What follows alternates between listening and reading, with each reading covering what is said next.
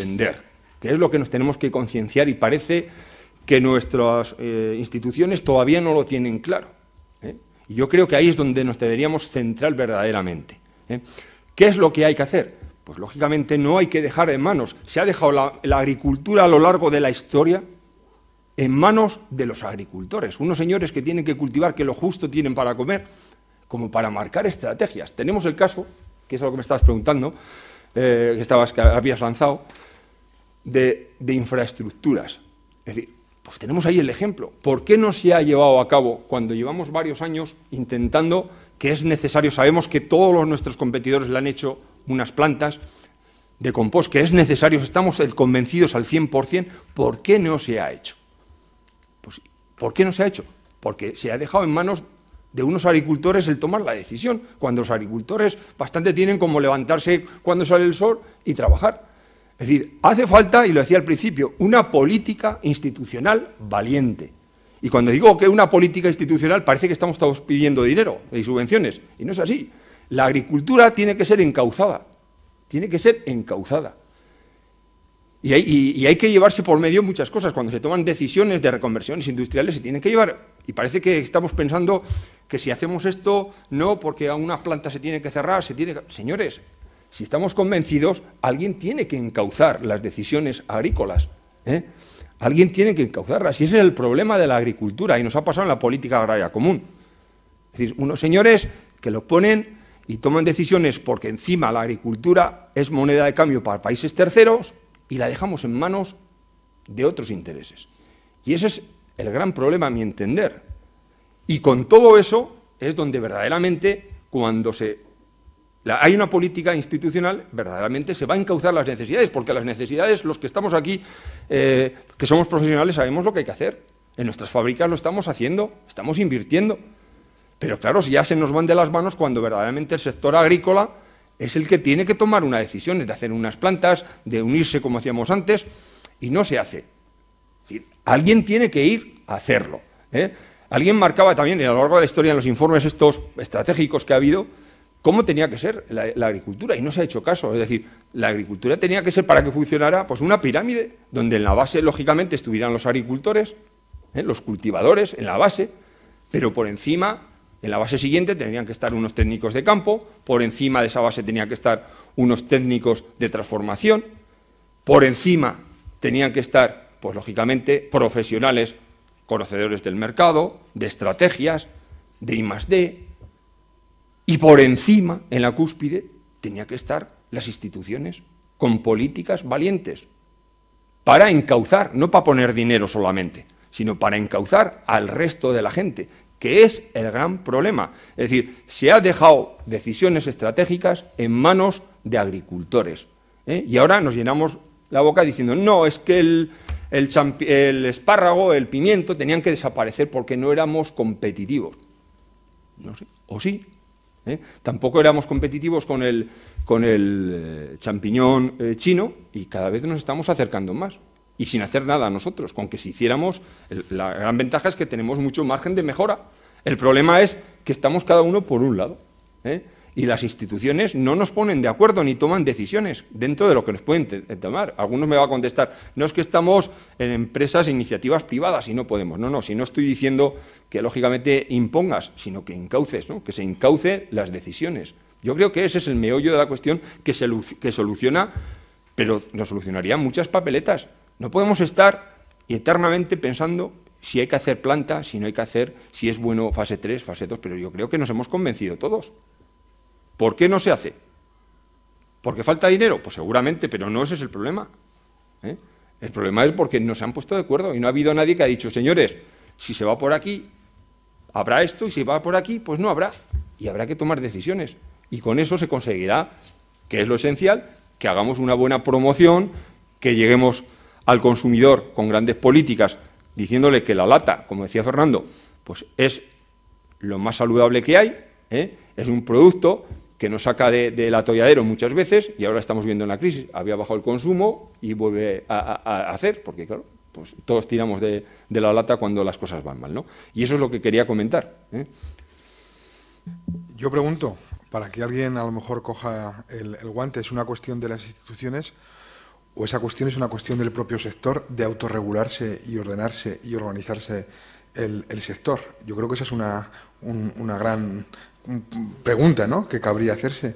Si sois vosotros, el propio sector, el que está organizado, o siempre hay que recurrir a las instituciones al final para que dictaminen por dónde hemos de ir, ¿no? Esto es un debate casi filosófico, pero no solamente de este sector, sino del propio país en muchísimas cuestiones, ¿no? Lógicamente no quiero que se cauce por ese sentido, es decir, cuando estamos comparando otros sectores es que no, por eso he puesto ejemplo anteriormente, es decir, no tienen absolutamente nada que ver en lo que quería decir el sector agrícola con el resto de sectores. Es decir, los demás sectores donde verdaderamente el dominio son grandes multinacionales, grandes empresas, donde puede haber productos con un margen importante, pues incide en que verdaderamente la ley de libre competencia, oferta y demanda puedan hacer cosas, ¿no? En el sector agrícola no. El sector agrícola es un producto donde no hay margen, donde los cultivadores no les llega su valor añadido que le tienes que dar, se está diluyendo en la cadena de distribución. Luego, lógicamente, eso es lo que quería decir. Es decir, ahí es donde tienen que entrar las instituciones, a conocer eso. Y llevamos queriendo entrar muchos años, pero un montón. Si verdaderamente, cuántas veces se ha comentado, se han hecho informes, se han hecho artículos, se han hecho en televisión. ¿Cuántas veces se ha estudiado el dinero que se pierde en la cadena de distribución, en si tenía que haber precios de referencia para saber? Todo el mundo lo sabe, todo el profesional es consciente de que hay que hacerlo, y no se hace. Hay cosas que no se hacen, sabiéndolo los profesionales, ¿no? Y a eso quería ver. ¿Por qué? Lógicamente ahí es donde tienen que entrar las instituciones, pero exclusivamente porque es un producto sin margen y vertebrador del resto de sectores. Estamos hablando de un sector primario, que es necesario para el resto de cosas, que es necesario. Si nos centramos en La Rioja, todavía es más. Es decir, decías antes, es un producto que no se conoce, lógicamente, pero es que ni los profesionales conocemos. Si damos datos, es decir, si hablamos en lo que supone valor añadido bruto, el sector agrícola en La Rioja supone en torno a un 15% del valor añadido bruto sobre el total regional del sector agrícola, agroindustrial. El sector, en manos de empleo, estamos en torno a un 17% sobre el total. Es decir, tenemos un sector, el agrícola riojano es el primer sector agroindustrial entre todas las comunidades autónomas, el más productivo. Luego, lógicamente, nos tendremos que centrar ahí, porque además es, como decía, necesario para vertebrar otras cosas, ¿no? Nos tenemos que centrar en ese aspecto, ¿no? Bueno, a ver, ¿alguien? Eduardo. Y por seguir el orden, te prometo, Pepe, que me acabo de atar a la silla para no parecer un marciano. Y antes hacía un planteamiento fundamentalmente de futuro, ¿no? Porque yo, no es por nada, cuando tenemos estas reuniones nos pasa habitualmente, la verdad que dan ganas de cortarse las venas. Estamos en un sector duro, esto es casi la minería, se gana muy poco dinero, pero es que encima que no tenemos ni siquiera la sonrisa en la cara, ¿no?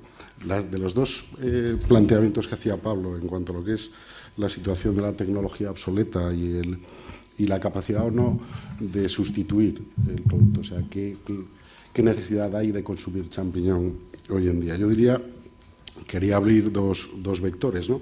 Por una parte, uno de competitividad y otro de complementariedad, ¿no? Uno pensando en si con nuestra tecnología tenemos futuro, y el otro fundamentalmente siguiendo el hilo que decía Mariano de lo que es la situación del sector y las diferencias que hay entre las diferentes compañías que lo formamos, ¿no? El primero, desde el punto de vista de la competitividad, si analizas la cadena de valor con post-cultivo, transformación y comercialización, y después, curiosamente, la parte más competitiva siempre ha sido la parte industrial, por diferentes motivos, ¿no?